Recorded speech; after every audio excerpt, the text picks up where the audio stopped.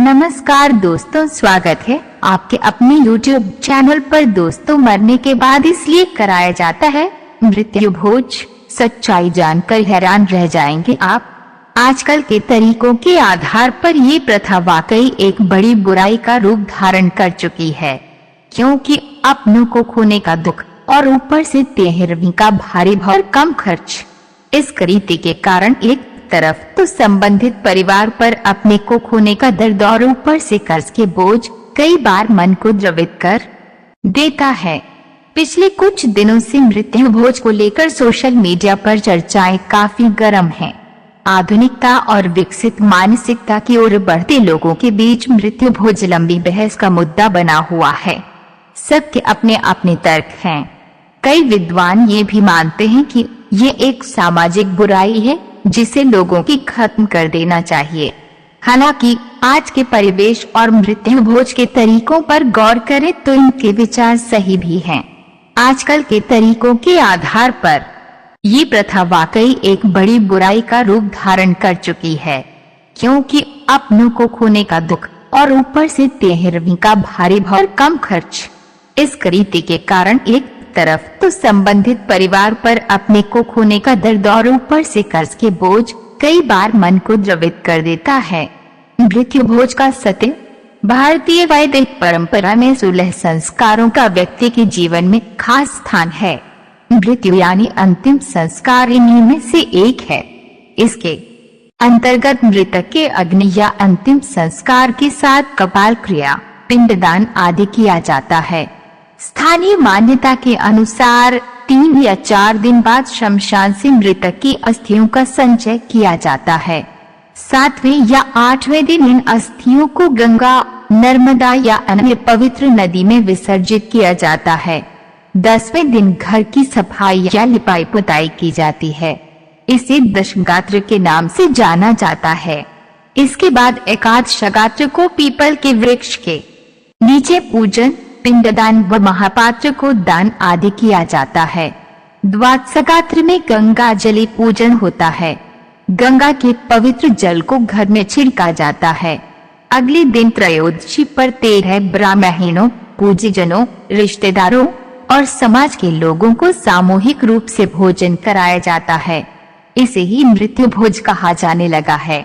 ये इतना खर्चीला हो गया है कि कई दुखी गरीब परिवारों की इसके कारण कमर टूट जाती है और वो कर्ज के तले दब जाते हैं। ये थी वैदिक व्यवस्था। वैदिक परंपरा के अनुसार मृतक के घर पर आज भी कुछ लोग कपड़े आदि लेकर जाते हैं। पहले के जमाने में इसका दायरा और भी व्यापक था। परिचित व रिश्तेदार क्षमता अनुसार अपने घरों से अनाज, राशन, फल, सब्जियां, दूध, दही, मिष्ठान आदि लेकर मृतक के घर पहुंचते थे।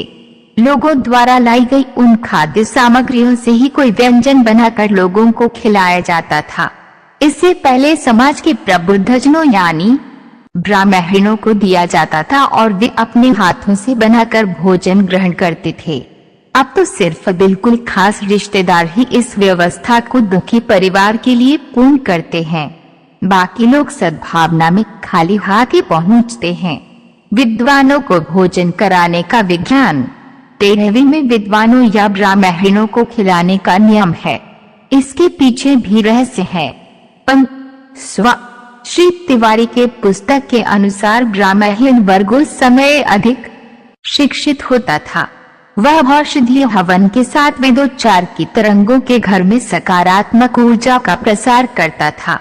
हवन उपचार के लिए इन्हें सदैव बुलाया जाता रहे, इसलिए इनके भोजन की व्यवस्था रख दी गई। 13वीं पर केवल गायत्री का जाप करने वाले यानी विद्वान और तपस्वी ब्राह्मणों को ही खिलाने का विधान है। ब्राह्मण कच्ची सामग्री यानी सीधा लेकर अपना भोजन खुद बनाते थे। महापात्र को दान के समय परिजनों को यह बताया जाता है कि हर व्यक्ति की मृत्यु निश्चित है। परिजन शौक में पड़कर कोई आत्मघाती कदम न उठाए, इसलिए महापात्र के माध्यम से एक लोकाचार निभाकर उसे जीवन की सच्चाई की सीख दी जाती थी।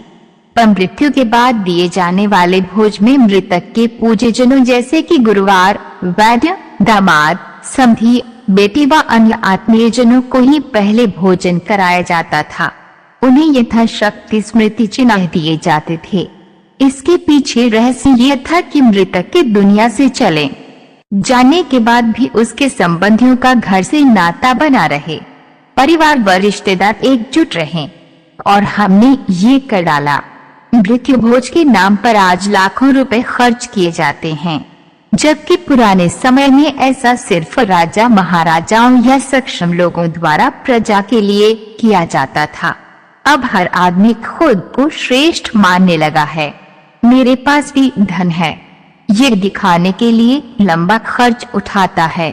धीरे धीरे ये करीति का रूप लेने लगा और सके चलते लोग भी साथ में अनाज व सहयोग के लिए अन्य सामग्री लाने की परंपरा को ही भूल गए। इधर एक समय बाद लोगों को लगने लगा कि शायद ज्यादा से ज्यादा और अच्छे से अच्छा खिलाने से ही पुण्य मिलता है। धीरे धीरे लोग इसके मूल उद्देश्य को भूलकर इसके पीछे की